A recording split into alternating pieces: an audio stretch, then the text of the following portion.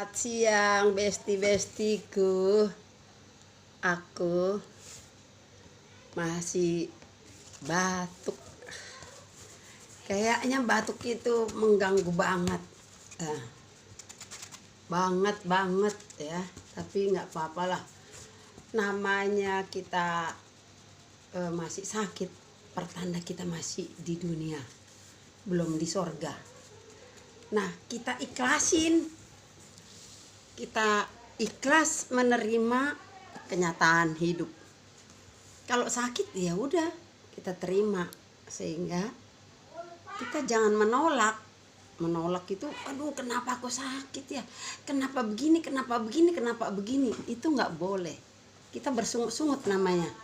Kalau kita bersungut-sungut apa jadinya?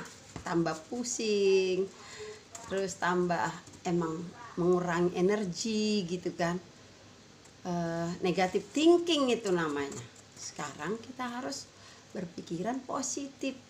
Berpikiran positif itu apa aja yang diizinkan Tuhan terjadi dalam hidup kita untuk mendatangkan kebaikan. Nah, kayak kemarin sebenarnya tanggal 7 dan tanggal 8 kami itu retret di Bogor.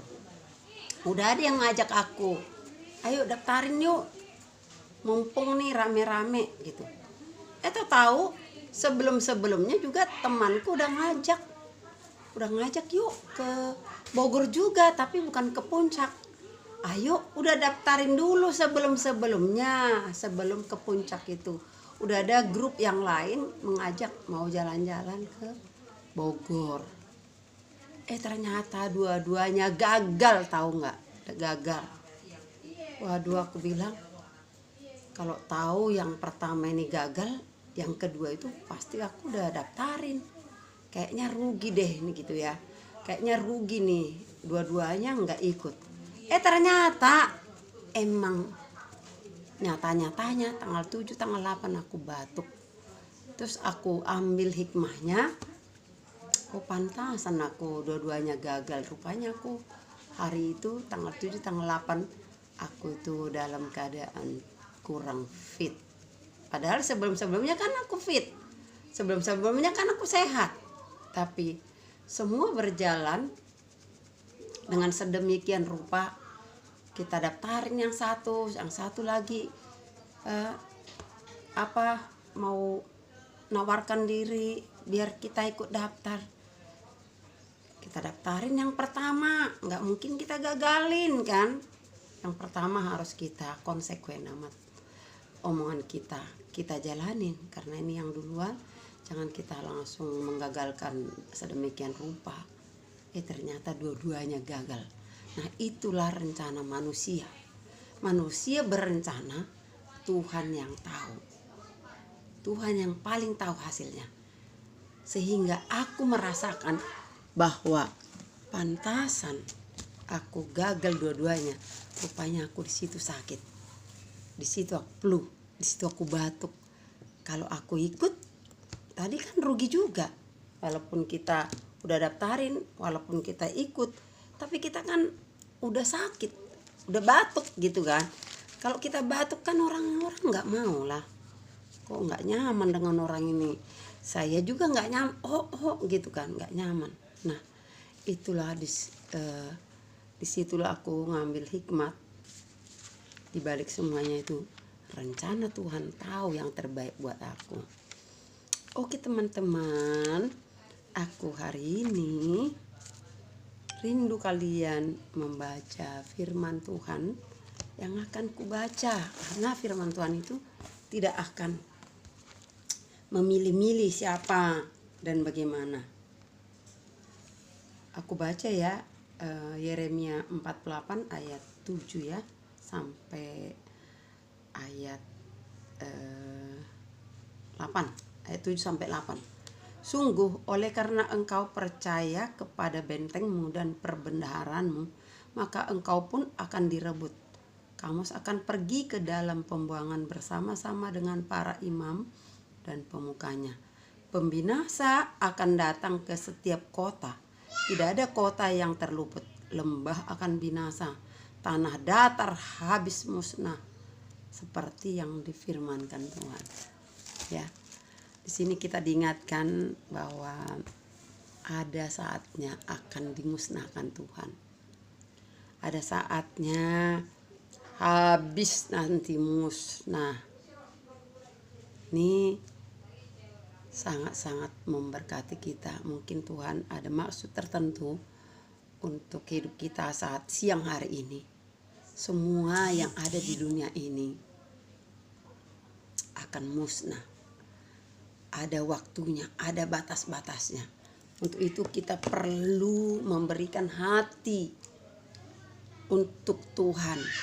Kita persiapkan diri kita untuk Tuhan, agar selalu Tuhan beserta kita. Tanpa Tuhan kita tidak bisa apa-apa. Tanpa Tuhan kita akan, pokoknya tidak ada kekuatan kita.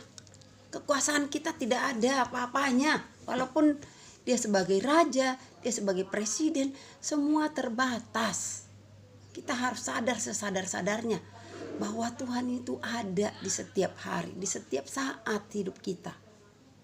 Dia tidak akan meninggalkan kita asal kita mau percaya pada Dia dan kita ikatkan diri kita. Tuhan, pegang tanganku, aku tidak bisa apa-apa. Kendalikan aku Tuhan. Berikan aku kekuatan untuk mengikutimu. Berikan aku roh yang haus, yang rindu akan Engkau. Kita minta dari hati kita yang paling dalam. Karena Tuhan melihat hati kita.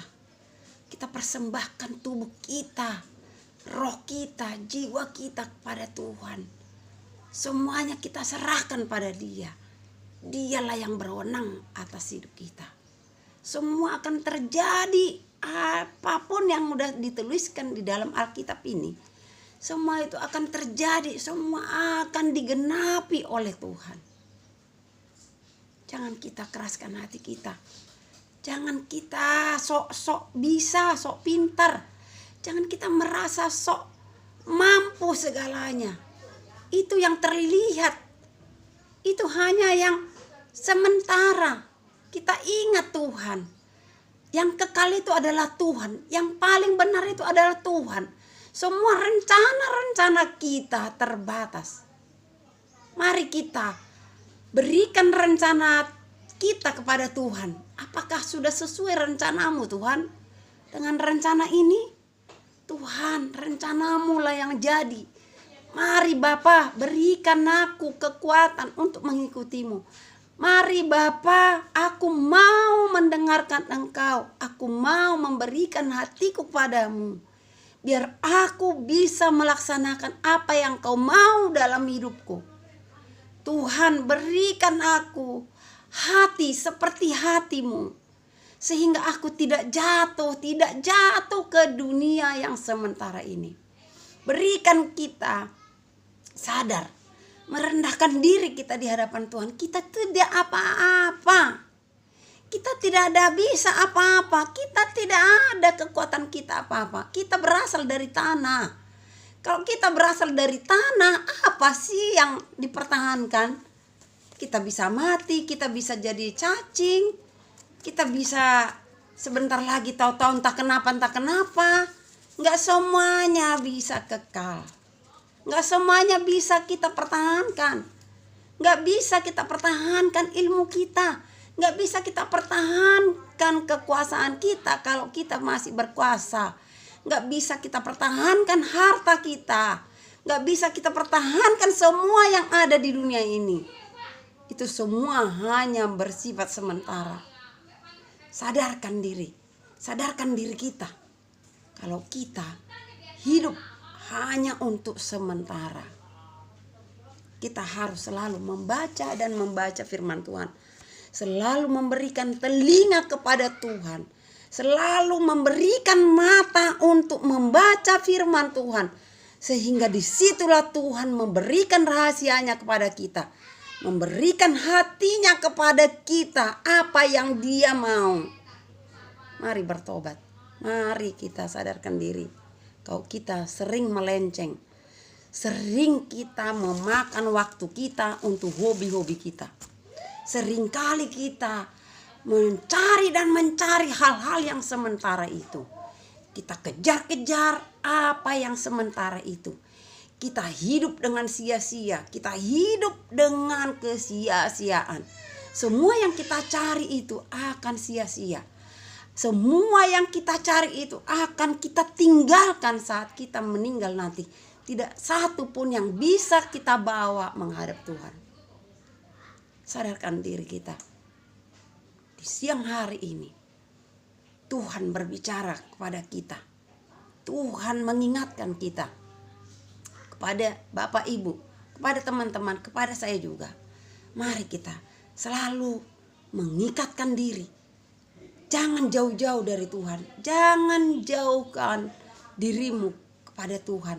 Apapun yang kau lakukan, apapun yang kau pikirkan, biarlah pikiran Tuhan yang turut serta di dalamnya. Biarlah kekuasaan Tuhan yang melindungi kita, membawa kita ke arah mana Tuhan mau. Semuanya akan baik-baik. Semuanya akan baik-baik. Tuhan tidak pernah merencanakan kecelakaan bagi kita. Rancangan Tuhan itu baik banget. Rancangan Tuhan mulai kita di dalam kandungan ibu kita sudah dituliskan di kitab-kitab kehidupan. Hari-hari kita sudah dituliskan. Tinggal bagaimana kita menyadarinya.